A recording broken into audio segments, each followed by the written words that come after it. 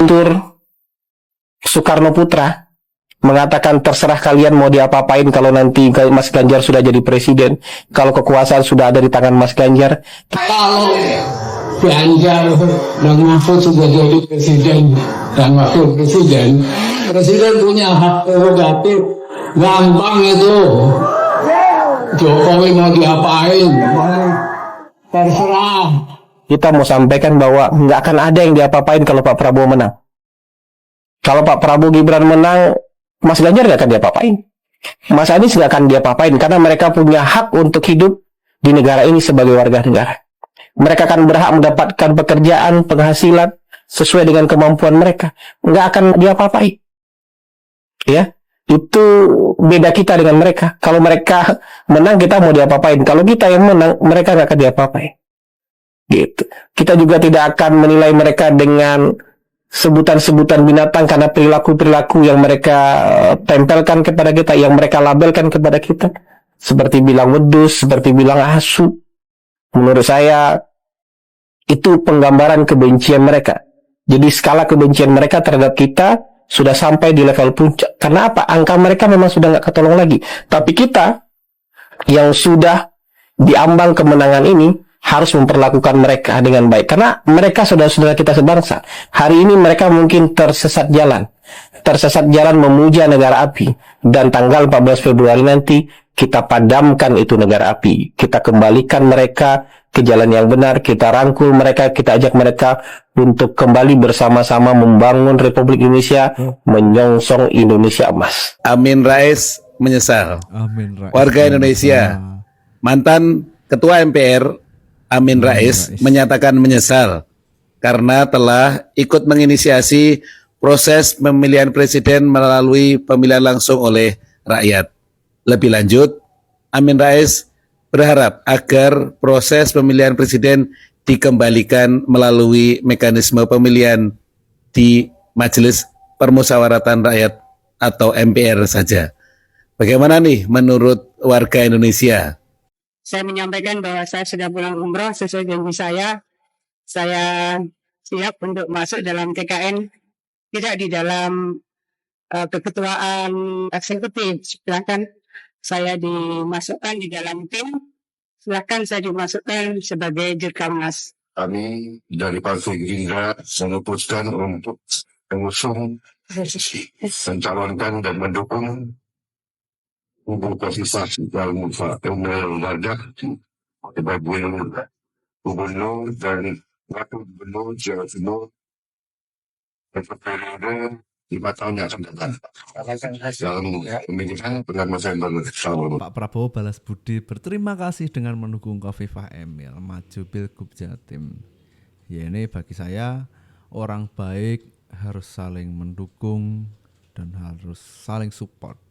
Jadi ya, ayo, kalau saya sih mendukung Khofifah Emil ini sebagai orang Jawa Timur. Saya merasakan benar apa yang telah beliau ini lakukan. Makanya periode keduanya ini apalagi didukung oleh Pak Prabowo, langsung diucapkan oleh Pak Prabowo, maka gas, oke gas.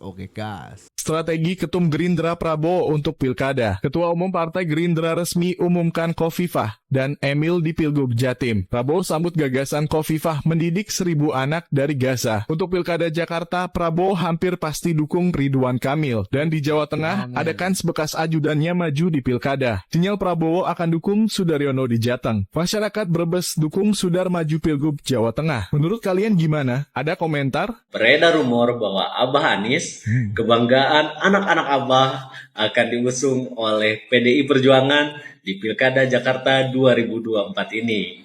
Sepertinya anak-anak Abah di seluruh penjuru tanah air ini harus legowo bahwa Anies bukan lagi petugas rakyat, petugas masyarakat. Akan tetapi mau tidak mau, diakui atau tidak, jika rumor ini benar, selamat. Anies akan menjadi petugas partai. Jika Anies benar-benar diusung oleh PDI Perjuangan, berarti ini menutup kemungkinan Ahok akan mencalonkan kembali di Jakarta nanti. Walaupun misalkan ada yang berharap Ahok akan mendampingi Anies sebagai calon gubernur Jakarta, ini sangat mustahil. Karena sesuai aturan, Ahok tidak bisa mencalonkan sebagai calon wakil gubernur. Tapi ada baiknya jika Abah diusung oleh partai PDI Perjuangan. Karena kecil kemungkinan Abah akan menggunakan politik identitas seperti pemilihan sebelumnya. Tapi kira-kira akan menggunakan cara apa ya jika Abah benar-benar diusung oleh PDI Perjuangan? Warga Indonesia, PDI Perjuangan adalah pemenang pemilu legislatif 2024. Tidak hanya di pusat, di provinsi dan kabupaten kota, PDI banyak mendapatkan suara. Bahkan di beberapa tempat, kursi PDI cukup untuk mencalonkan diri tanpa harus berkoalisi dengan partai lain mengikuti kontestasi pilkada. Anehnya, di beberapa tempat pula, PDI Perjuangan membuka wacana untuk menyerahkan kursi calon kepala daerah kepada partai yang lain. Sementara PDI merasa cukup menempatkan kadernya menjadi calon wakil kepala daerah. Apakah itu juga akan dilakukannya di Jawa Tengah? Mari kita simak bersama. Pilihan gubernur yang bisa bikin akur. Warga Indonesia, PDI Perjuangan belakangan sudah membuka kemungkinan untuk mengusung Anies Baswedan sebagai gubernur daerah khusus Jakarta. Di sisi yang lain, Kaisang Pangarep, putra bungsu Presiden Jokowi, menyatakan keinginan untuk maju Pilkada Jakarta, bahkan ingin berpasangan dengan Anies Baswedan. Nah, gimana nih kalau mereka ini bikin kesepakatan saja yang mengajukan pasangan Anies Kaisang, PDI Perjuangan, ditambah PSI. Sudah cukup itu untuk maju. Soal siapa gubernur, siapa wakil gubernur bisa disepakati. Negosiasi. Yang penting akur. Gimana nih warga Indonesia, akur? Kalau sampai ini duet bisa akur, wah ini keren banget ini. Jadi kemarin yang mengatakan persoalan-persoalan Gibran, itu kan tendangannya benar-benar fokusnya ke Gibran. Nah kalau sampai ini bisa akur, dah kita akhirnya tahu mana yang hanya ingin menang karena hanya melakukan segala sesuatu untuk menang, maksudnya gitu. Jadi kita akan tahu nanti siapa sebenarnya mereka itu. Tidak usah, karena saat ini gubernur tidak punya wewenang ambil keputusan. Jari sopo. Kaisang yang jadi gubernurnya, jadi wakilnya. Jadi akan mendukung Kang RK untuk di Jakarta dari Gerindra. Jadi gak ya. Ya waktunya. Tunggu tanggal baik.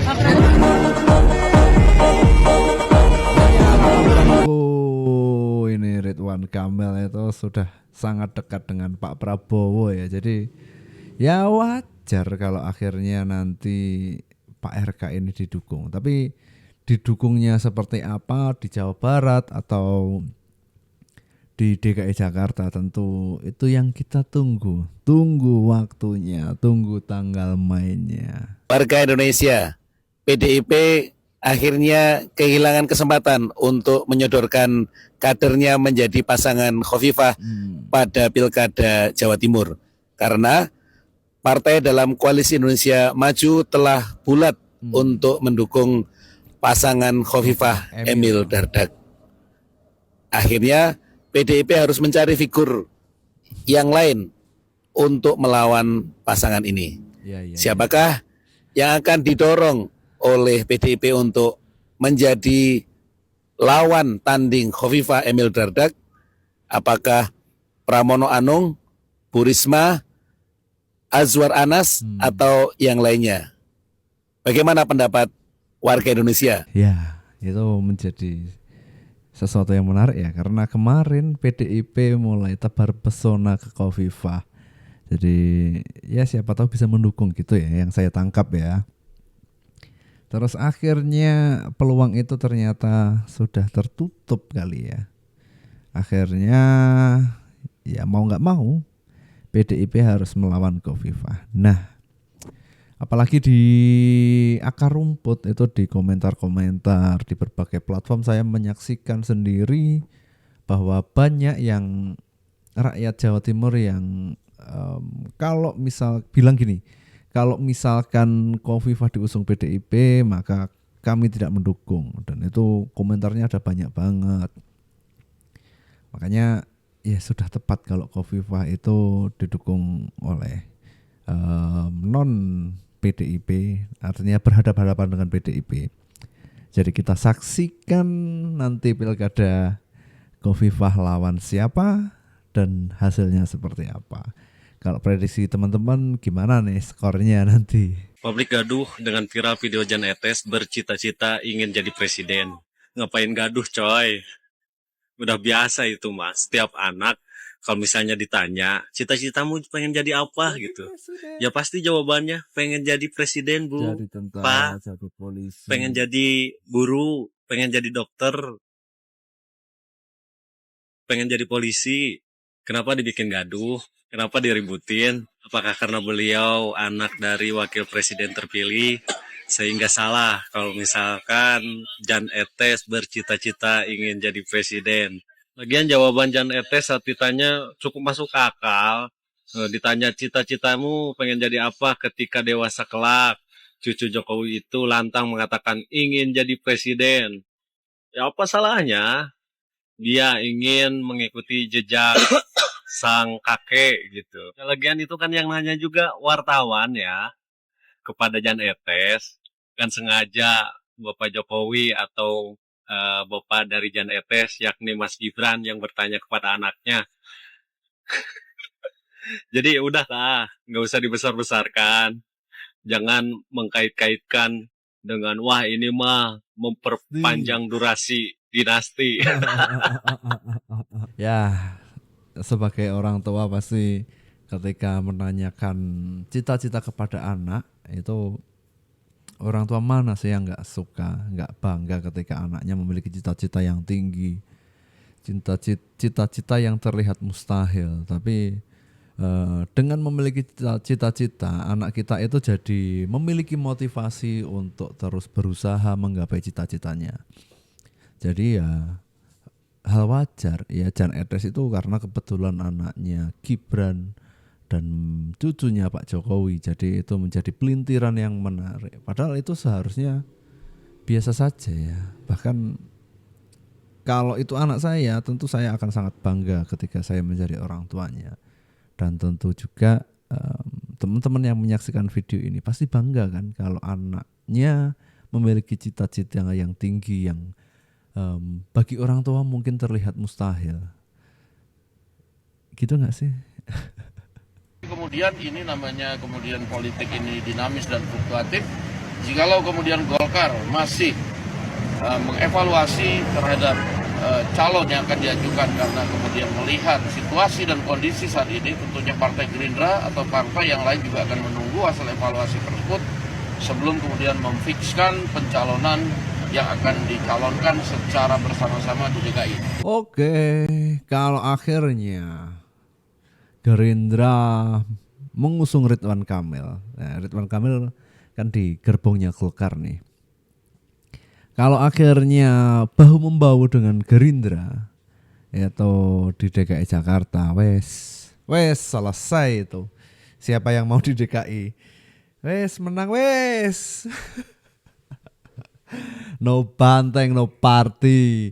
Ridwan Kamil oke sih, mantap. RK saja Mas Erlangga, banyak sekali yang suka RK. Partai Gerindra menyebut lebih condong mengusung kadernya Deddy Mulyadi serta Ketua DPP Partai Amanat Nasional atau PAN Bima Arya di pemilihan Gubernur Jawa Barat. Kedua nama itu menguat di kalangan internal Gerindra dan PAN. Hal tersebut disampaikan Ketua Harian DPP Partai Gerindra Sufmi Dasko Ahmad di Kompleks Parlemen Selasa siang. Dasko mengatakan berdasarkan perbincangan dengan Koalisi Indonesia Maju untuk di Jawa Barat, lebih mengarah kepada Deddy Mulyadi sebagai calon gubernur dan Bima Arya sebagai wakilnya. Sementara itu, Dasko menepis adanya beda pendapat dengan Partai Golkar yang diperkirakan bakal mengusung Ridwan Kamil di Pilgub Jawa Barat. Dasko menyebut hal ini lebih terkait kalkulasi politik.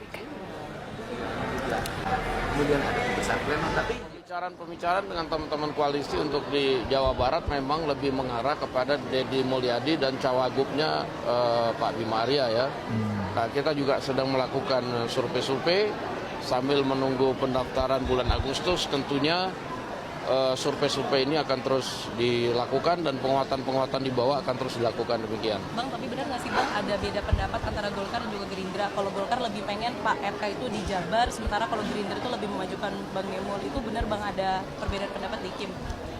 Sebenarnya bukan soal perbedaan pendapat, tapi ini kan hitung-hitungan mengenai mana yang lebih prioritas maju di mana untuk supaya kemudian meraih kemenangan. Jadi hitung-hitungannya tuh begitu dan sudah dirembuk sebenarnya dengan teman-teman dari Partai Koalisi Indonesia Maju.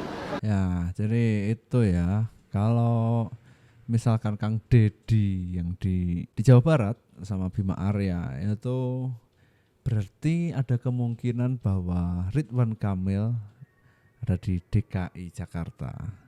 Terus kemungkinan lainnya adalah RK menjadi menteri. Nah, ini kan tetap posisi yang menyala abangku. Dibagi untuk pemerataan biar rata menangnya.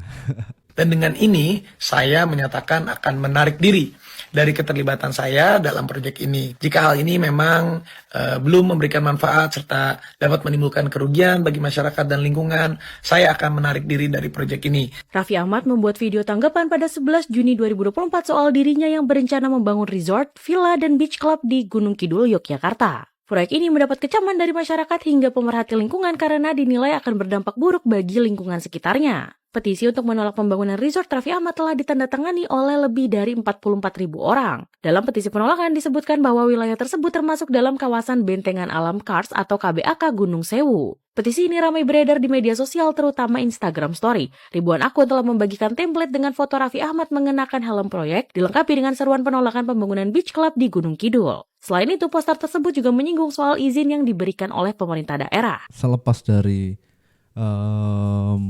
Raffi Ahmad, seorang pengusaha dan pendukung 02, itu menurut saya ini adalah cara Raffi untuk cengli, karena ini tidak atau menimbulkan masalah dan muslihat bagi rakyat dan alam dan lingkungan. Beliau akhirnya mengundurkan diri untuk meneruskan proyek, tidak meneruskan proyek di Gunung Kidul ini. Jadi itu sikap yang kesatria menurut saya yang patut diapresiasi, karena ya kalau tidak baik kenapa harus dilanjutkan gitu.